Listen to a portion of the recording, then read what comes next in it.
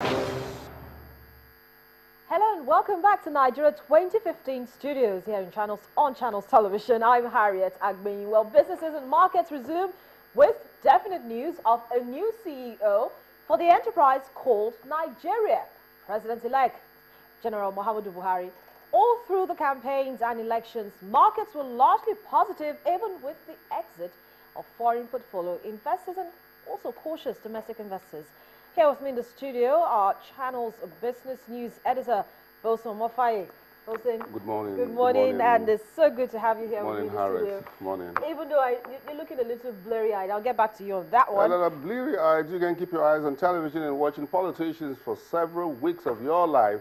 It's been one of the most intense periods I've ever seen since 1993 elections. That was about almost 20-something years ago. And then I also have Channel's news anchor, Nyota Igbe. Nyota, you've also been following this process very closely, looking a little blurry-eyed yourself. I was expecting to see like a line of coffee cups, steaming hot coffee cups, because everybody was awake till the final news actually filtered in. Do you know if we actually went into the maybe to do a blood test, maybe we'll run out of blood and we have only coffee in our bloodstream. But it's a wonderful experience. I mean, from pre-election, monitoring the elections, then to the Friday night. Monitoring the campaigns. Well, well, let me just say pre-elections, campaigns and all, then down to the election eve, then the election proper, and from the election eve till yesterday, in fact, till today, it's been on the go because we have to stay abreast of the issues. We have to stay abreast of what's happening around the country, beyond the shelter. Because the funny thing is that, which a lot of people didn't really take notice of, Nigeria's elections, what was happening in Nigeria, what happens in Nigeria, appears or seems to affect the entire world.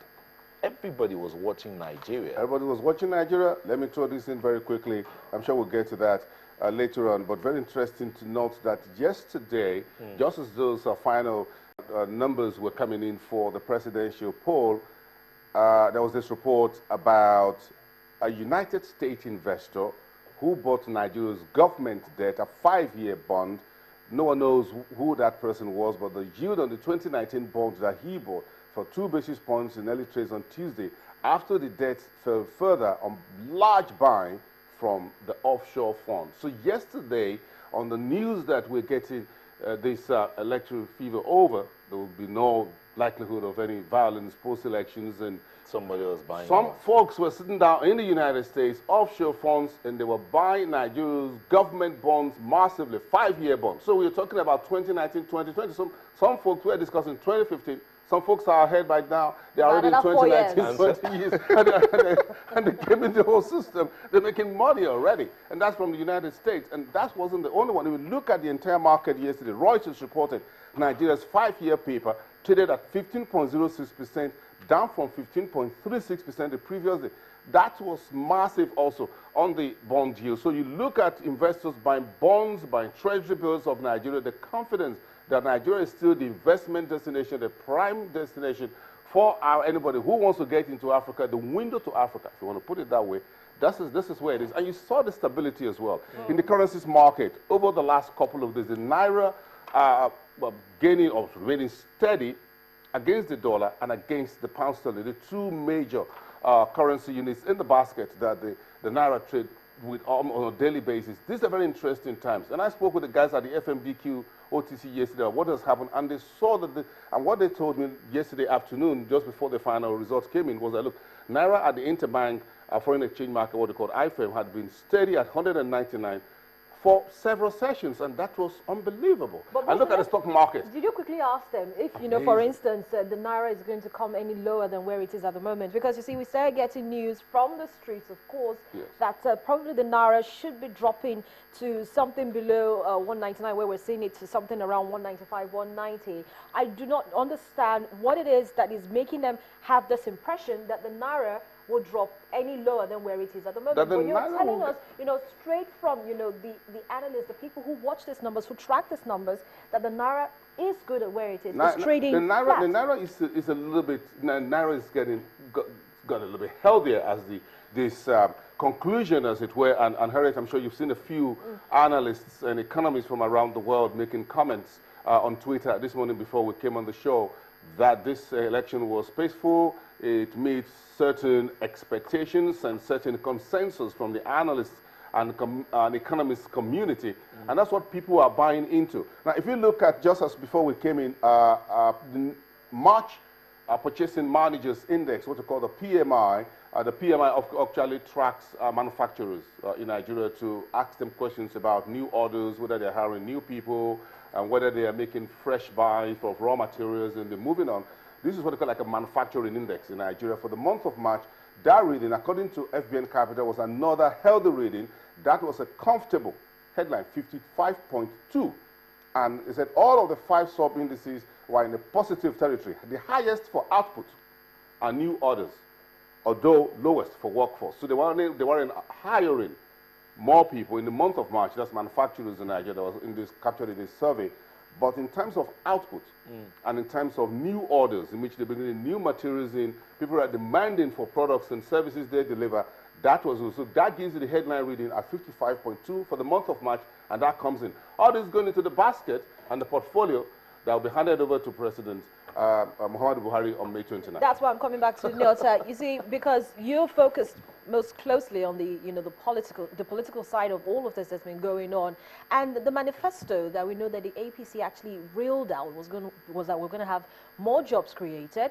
We'll see the unemployment numbers drop because as of which quarter was it now? We had unemployment figures over about 23%, and it was very scary. So job creation, top on the list, security follows. Of course, we have health and, of course, education. But looking at the numbers and looking at what, Bolson has actually been saying in the last couple of minutes, what are your thoughts? Just before we get in a senior economist and, of course, the managing director of financial derivatives company, Bismarck Rani, to come on the program and talk more about it. Yesterday, we had analysts here who were talking about the fact that the president-elect has his job cut out for him.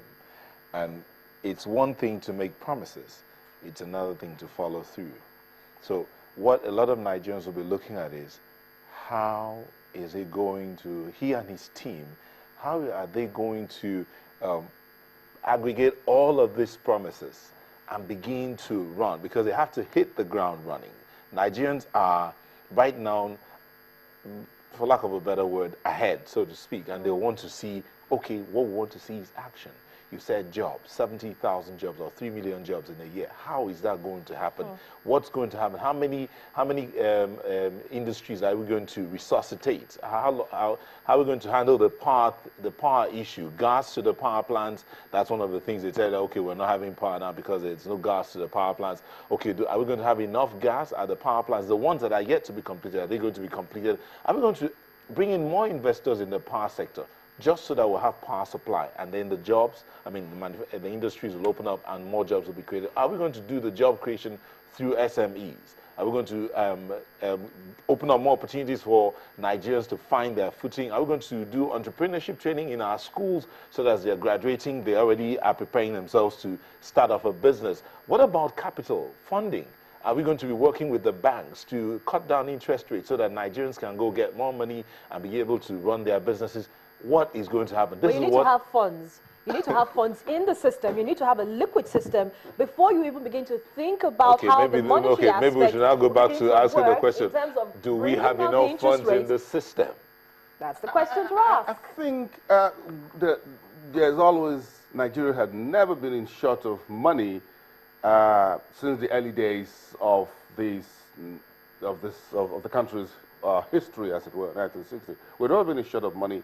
We've always run around in circles with management, or if you add MIS, mismanagement, as it were. So how we've acted, whether responsibly or otherwise, in the face of the revenues that is available, is something that we need to think about. If you look at some parts of the country, for example, some states that are non-oil based, like crude oil, for instance, like Cross River State.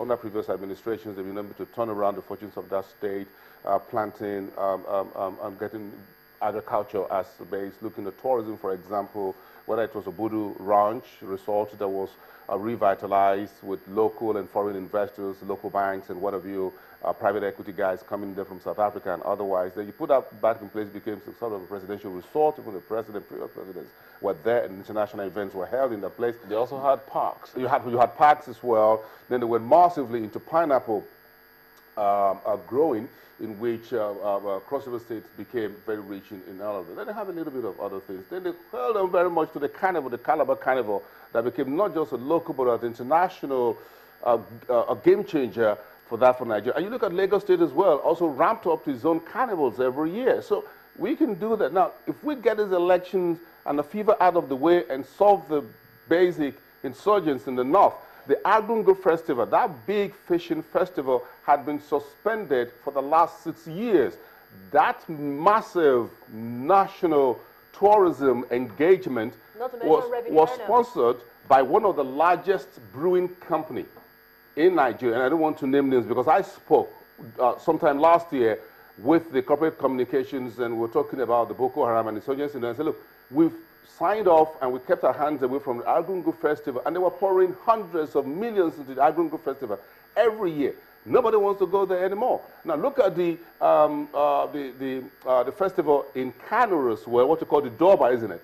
The glamorous revenue game changer. And people will come all over around the world just to go see the Durbar Festival in Kano with all those beautifully decorated horses and all that. And all those went just down.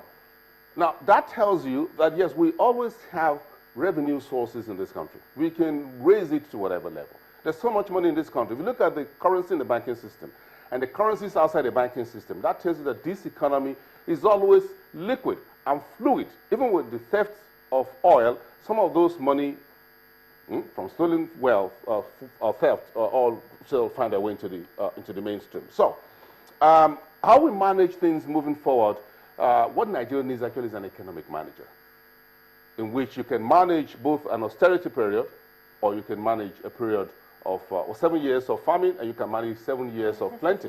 Now, that is where we are right now. New Time Director actually always say, you need a manager who can do both. Okay, you can manage 7 years of plenty and 7 years of famine.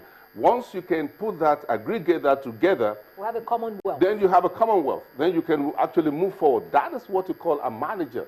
It's called it's a foreman. You just manage people. You lead people in a way that you look at the time of plenty, then you anticipate the downtime, just the way you trade in stocks. You anticipate when the stocks were high, you look at when the market is going to bottom out, so you try to position yourself somewhere. It's the same rules of engagement. But then, Bosin, looking at where we are at the moment, we're not in any time of plenty, actually. You know, as of yesterday, foreign reserves, the external currency reserves actually dropped to about $29 billion. And you know, from analysts' expectations, that's about like 4 months of import. No, it's not just there. You look at the streets of Lagos and Abuja and you find all these luxury cars. Can we auction some of those cars, for example? Let's go the way of the Chinese. Why should we? Last year, you know what the Chinese did? And they said, hold on a minute. All the local government, the municipal officials will fill their offices and homes with luxury, expensive cars in China. So the central government says, look, we're not going to pay salaries, we're going to pay many more expenses. Go sell those cars. And if you look at the news, last year, the Chinese from the local government to state governments were auctioning luxury cars, and they were bringing in cash to pay salaries and to stay afloat. Look, if you go to some local government chairman, and goes in a convoy of about 12 jeeps, right? You get to his house, and it has about the size of a studio generators, about 2 or 3. Now, that's a local government chairman. Then you go to the House of Assemblies. Then you go to the House of National Assembly. Now, if you go all the way up to the top, so that's where we find a problem. So the cash is there. If you're looking at $30 billion, if you sell all the luxury cars in Nigeria, you get more than another $30 billion that you can bring back in. I'm sure the guys in Europe and US and Asia won't like my comments because, well, that's killing the market for them. But again, these are very serious times, and it needs serious actions to. The new president-elect looks like an austere man. That's going to be, well, not like the past, is it Hungary, what a country? Uruguay president who drives a Volkswagen Beetle, something like that. Well, if he does that, that'll be good. But let's just come down. So we have some lions or whatever in the villa. Can we sell some of those animals? take them back to the natural habitat. We're going to be focusing on the new president-elect. We're going to be taking a look at some of the things he should be doing when he actually takes over. He hits the ground running, just like Nyota pointed out. We'll have an economist here with us in the studios in just a moment. Bismarck Ruwani is also the Managing Director, Chief Executive Officer of Financial Derivatives Company Limited. But just quickly before we go on break, although Bosun has mentioned what most of the markets are looking like, we talked about the interbank forex market as well as the bonds market. Let me quickly run us through what the stock market is looking like, and then we'll come back and take a closer look at those numbers. The equities market rose for an 8th consecutive trading day as the all-share index increased by about 2.13% to close at 31,753.15 from 31,000. Well, I beg your pardon. You rose to 31,000 and 753.15, having my numbers mixed up. I really do need a little bit of caffeine in my system at this time.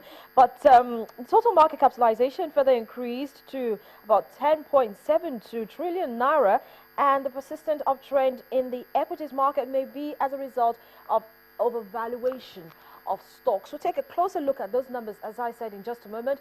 Take a quick break and we'll come back.